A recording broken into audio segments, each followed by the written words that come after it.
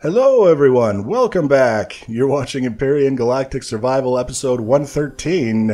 I'm Enigmius and today we're continuing with the MineOrb. It's the hover vessel with the mining drills and all those other fun things on it that we've started 2 or 3 episodes ago and we're continuing with it now. It's not going to be a long series, but we are going to take our time a little bit and kind of get things set up the way that we want it to. The orb in the name of the ship might indicate that we are trying to make it relatively spherical in shape. And that's because my experiments with my little slapdash mining sled suggested that it's really handy to be able to rotate your ship however you want when you're down in a hole without having to worry about it getting caught somewhere because the dimensions are different one direction versus another. So I'm trying to keep it relatively round so that it's just like a sphere rolling around in an enclosed space. We don't have to worry too much about it getting hung up. So I've cleaned up the interior. You can see now, compared to even how it was in the last episode, it's much cleaner and less cluttered and jagged. And now I want to sort of close it in. And the reason why I want to do that is because it's much easier to do the layout of the interior when you have a really good idea of what the exterior shape is going to end up looking like. And that way we don't have to worry about this interdependence of doing something in the interior without doing the exterior first. Means we could encounter a situation when we're doing the exterior that conflicts with the interior we've already done, and then we have to decide to change plans for the exterior or redo the interior at some point. If we just kind of finish what we're working on first and then move to the next stage, which in this case would be working on the interior, then it's less likely that we're going to have that sort of problem. The exterior is going to be well defined, the interior is going to go in a little bit easier, and then we won't have too many problems. The whole idea that I came up with for handling this goal of making something this size look spherical, it was more an accident than any specific plan. I mentioned previously that this is sort of a seat of my pants kind of build. I have a general idea of where we're going, but I don't know specifically how we're going to get there. So we set up this wall that's following the spherical profile that you would get if you were looking down on the ship from above. It's reasonably close to a spherical kind of thing. And then we've got to take this and carry it up towards the top and sloping in as we go, and then do the same thing at the bottom, starting at the bottom of the vertical wall and sloping in towards the center of the ship as we move towards the bottom. Very tedious kind of thing to do in a voxel world sometimes if you want things to be smooth and seamless. The smaller the ship, the harder it is to do that, because when you've got exposed faces, in order to make some of these things work where they would otherwise be impossible, it's more noticeable on a small ship than it is on a large ship. So, in the process of putting all these things together, I decided to put the very top strip around and see what I could come up with that would follow this rounded profile. And it's very simple. There's nothing especially complicated about it.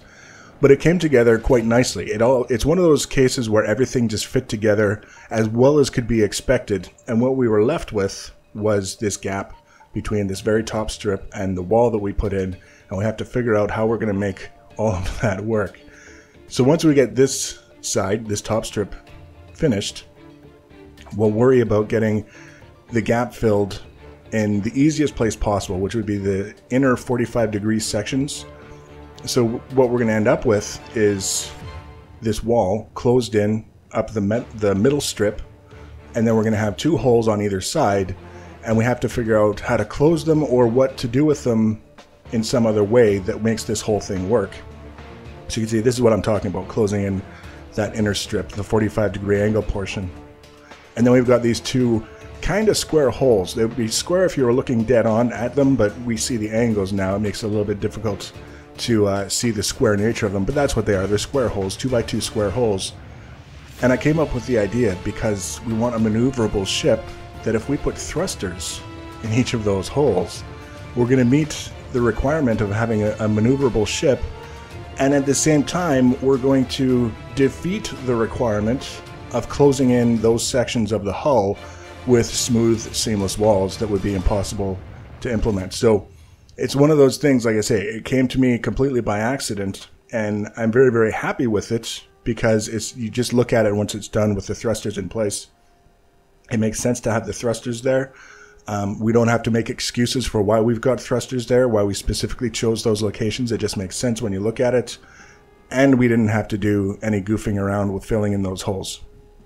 Two birds with one stone, kind of the best scenario. So for the rest of the episode, we're basically just duplicating this around, and then we're going to start taking a look at the interior placement of equipment and things of that nature. One of the things that I wanted to talk about is, and it just came up as a topic of discussion, I made a post on the official forums about the state of defaults in the game, default settings that tend to change when you don't necessarily want them to change, that don't necessarily, to me, make sense to have them set as the defaults they're set at. As an example of this that everyone experiences, when you first sign into the game, your jetpack is turned off. So you turn on your jetpack and then you leave the game and then you come back and you sign in again and the jetpack is turned off again.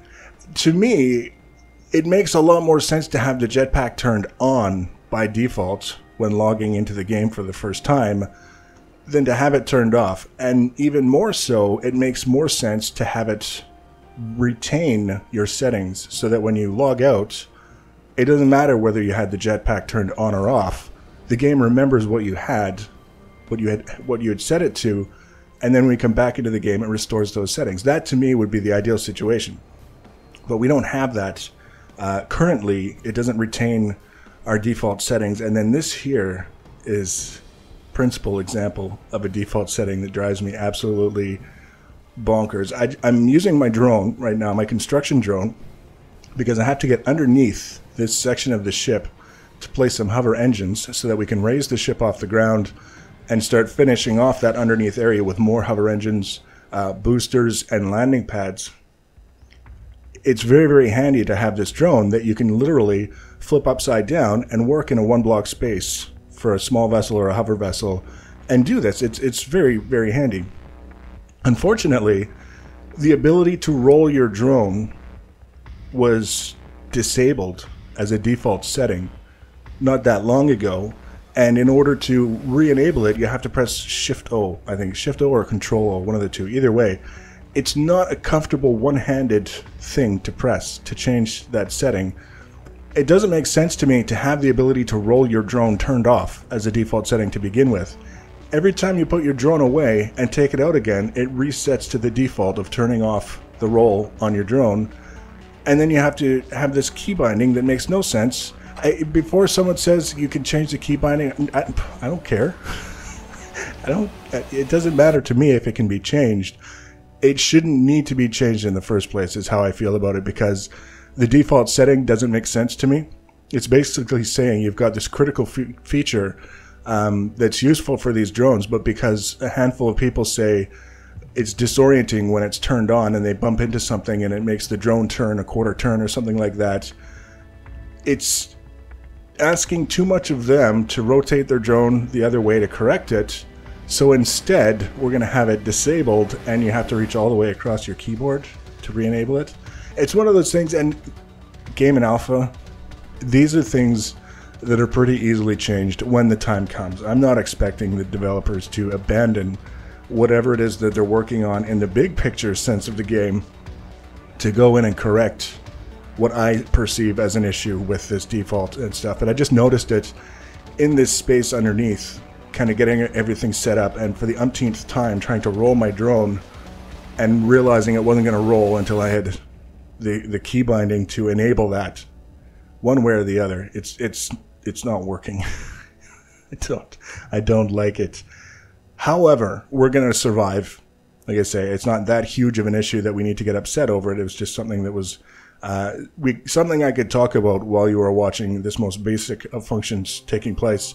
The next episode, we're going to continue on. We're going to get a lot more done with regards to the basics of the interior of the ship so that we can lift it up off the ground, do some work underneath.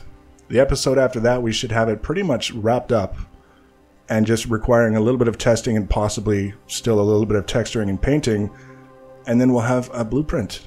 Seems so soon after such an epic build like the Saturnus to have a ship like this. We just barely started the construction and we're just about done, and we're already talking about the blueprint, but that's where we're headed.